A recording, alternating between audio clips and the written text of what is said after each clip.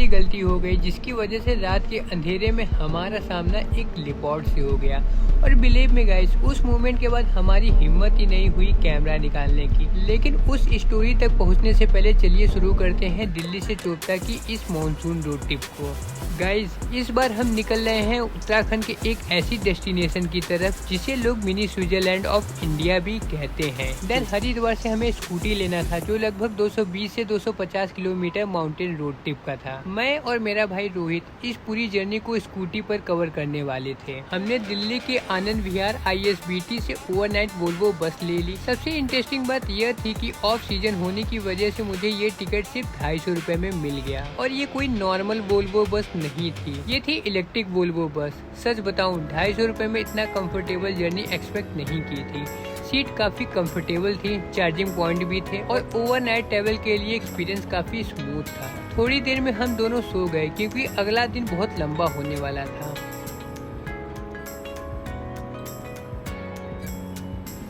सुबह जब मेरी आँख खुली तब तक हम देहरादून पहुंच चुके थे, लेकिन बस रुक गई थी। पहले लगा शायद कोई टेक्निकल इशू होगा, फिर पता चला इलेक्ट्रिक बस की बैटरी लो हो गई थी और ये चार्जिंग पर लगी थी। ये है चार्जिंग कनेक्टर और सामने मीटर। देखने की इतना मैसिव बस भी एग्जैक्टली इलेक्ट्रिक कार की तरह चार्ज हो रही थी। बस साइज बहुत बड़ा था। लगभग 2 घंटे चार्जिंग के बाद हम दोबारा जर्नी स्टार्ट करते हैं। तो गाइस, अभी हम पहुंच चुके हैं देहरादून ISBT और यहाँ पे हमारी बसें चार्ज लिखी हुई है। करीब 4 से 5 घंटे में देहरादून पहुँचा दिया। करीब 5 बज चुके हैं। ऑलमोस्ट ये बोल रहे हैं कि 2 घंटे में बस चार्ज हो जाएगी। बस ऋषिकेश होते हुए फाइनली हमें हरिद्वार ड्रॉप कर देती है।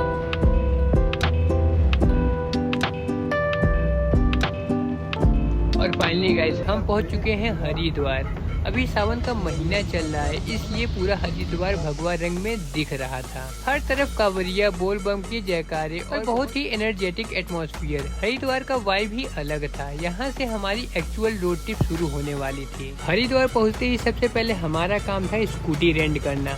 काफी सर्च करने के बाद हमें स्कूटी मिल तो गई, लेकिन 800 रुपए पर डे के हिसाब से। हमने इसे सीधा 3 दिन के लिए रेंट कर लिया। स्कूटी मिलते ही पास की शॉप से रेनकोट लिया, क्योंकि मानसून सीजन में उत्तराखंड कब बारिश शुरू हो जाए कोई आइडिया नहीं होता। उसके बाद सीधा पेट्रोल पंप गए, फुल पेट्रोल लिया और शुरू हो गई हमारी माउंटेन जर्नी। हरिद्वार से चोपता तक का डिस्टेंस लगभग 220 से 250 किलोमीटर के आसपास है। गूगल मैप देखने में इजी लगता है, लेकिन माउंटेन रोड पर यह डिस्टेंस कवर करना उतना ही मुश्किल होता है। और जब आप स्कूटी पर ट्रेवल कर रहे हो तो पेशेंस सबसे बड़ा फ्यूल होता है। मानसून की वजह से हर तरफ ग्रीनरी ही ग्रीनरी देखने को मिली। रोड के दोनों तरफ पहाड़, बीच में क्लाउड, कभी कभी हल्की बारिश और अगले ही मिनट फॉग। नेचर हर 5 मिनट में अपना मूड चेंज कर रहा था।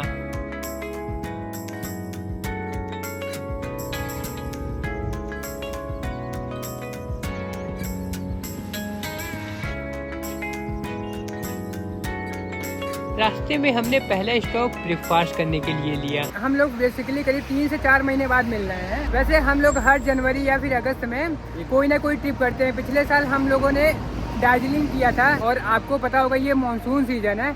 मानसून सीजन जितना रिस्की होता है उतना ही ब्यूटीफुल होता है, जैसा आप देख सकते हो।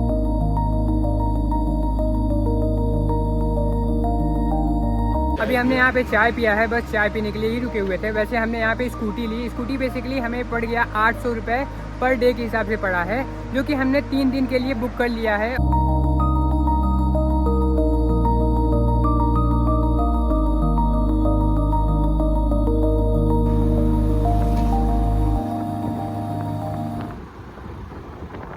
थोड़ी देर बाद हम पहुँचते हैं देवप्रयाग। ये उत्तराखंड की सबसे इम्पोर्टेंट जगहों में से एक है। यहाँ पर 2 पवित्र नदियाँ भागीरथी और अलकनंदा एक दूसरे से मिलती हैं और इन दोनों के संगम के बाद ही इनका नाम पड़ता है माँ गंगा।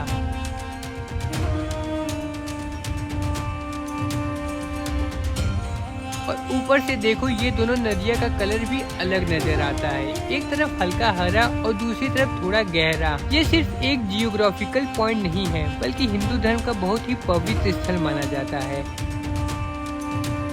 सो गाइज, हमारा तीसरा स्टॉप है देवप्रयाग में। आप अगर स्कूटी से आते हो तभी आप यहाँ पे रुक के देख सकते हो, या फिर बाइक से आ सकते हो। अगर आप पर्सनल व्हीकल से आते हो तभी आप यहाँ पे रुक सकते हो। जितनी भी गवर्नमेंट और प्राइवेट व्हीकल्स होती हैं वो रोकती ही नहीं है यहाँ पे। हमने कुछ देर यहाँ व्यू एंजॉय किया, फोटोज ली और फिर निकल पड़े अपने नेक्स्ट डेस्टिनेशन की तरफ। देवप्रयाग के बाद रोड और भी ब्यूटीफुल होने लगती है। हम श्रीनगर क्रॉस करते ही और धीरे धीरे एल्टीट्यूड और बढ़ने लगता है।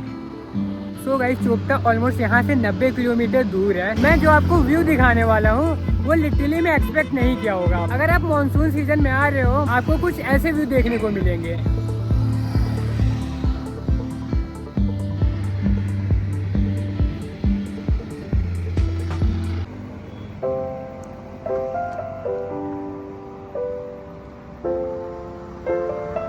अब वेदर और भी ठंडा हो चुका था। जितने ऊपर जा रहे थे ना उतना ही ज्यादा क्लाउड रोड के पास आ रहे थे।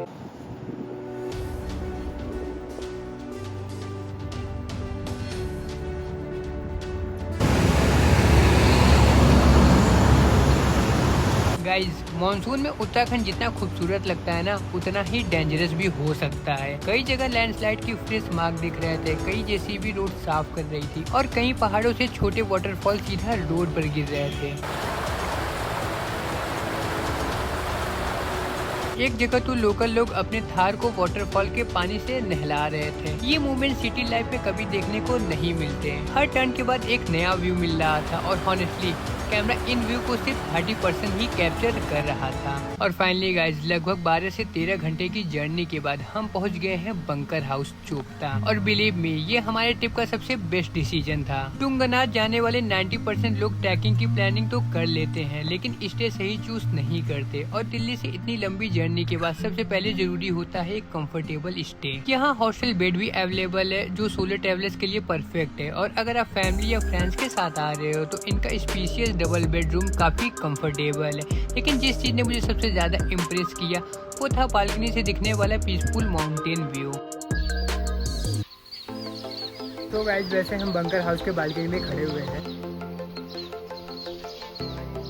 बिलीव में गाइस, कैमरा उस फीलिंग को कभी कैप्चर नहीं कर सकता। यहाँ सिर्फ स्टे ही नहीं, टाइम स्पेंड करने के लिए बहुत ही ऑप्शन है। आप ludo, carrom, chess, Uno, playing card सब एंजॉय कर सकते हो। अगर आप रीडिंग पसंद करते हो तो बुक्स भी अवेलेबल है। आउटसाइड बालकनी में बैठकर क्लाउड देखते हुए बुक पढ़ना एक अलग ही पीस देता है।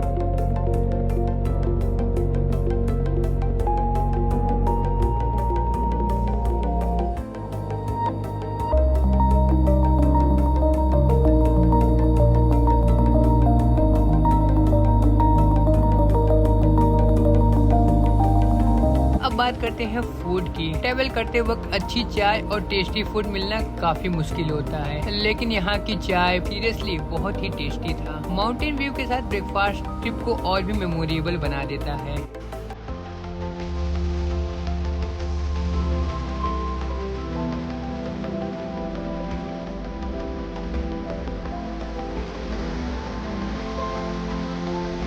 देख लो,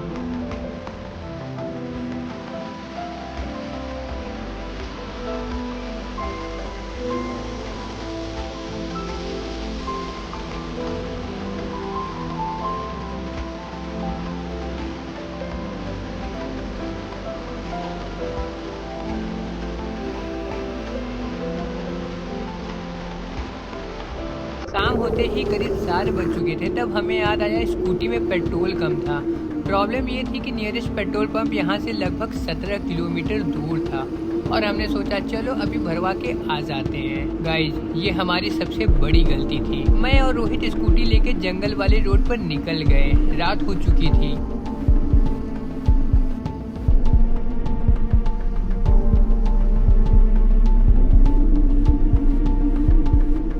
लगभग 2 से 3 किलोमीटर चले होंगे कि अचानक स्कूटी की हेडलाइट में कुछ मूवमेंट दिखी और अगले ही सेकंड एक लेपर्ड हमारे सामने रोड क्रॉस कर रहा था। गाइज, सच बताऊं, उस मोमेंट पे हमारी बॉडी लिटरली में फ्रीज हो गई थी। जू में लेपर्ड देखना और बात है, लेकिन जंगल में सिर्फ कुछ मीटर की डिस्टेंस पर ओपन रोड पर देखना बहुत ही स्केरी एक्सपीरियंस था। कैमरा रिकॉर्ड करने का तो सवाल ही नहीं था, बट स्कूटी घुमाई और सीधा होटल की तरफ भाग लिया। उस रात के बाद हमें एक बात समझ में आ गई, माउंटेन रोड पर अननेसेसरी नाइट राइड कभी मत करना। वाइल्ड एनिमल का एरिया होता है और उनकी रिस्पेक्ट करना सबसे सेफ ऑप्शन है। तो गाइज, ये था हमारे चोपता रोड ट्रिप का डे 1। कल हम एक्सप्लोर करेंगे तुंगना ट्रैक चंदशिला और देखेंगे मानसून में चोपटा कितना खूबसूरत लगता है। वीडियो पसंद आई हो तो लाइक जरूर करना, हाय हो तो अगर आप चैनल में नए हो तो सब्सक्राइब करना मत भूलना। मिलते हैं डे 2 में। बोलो राधे राधे।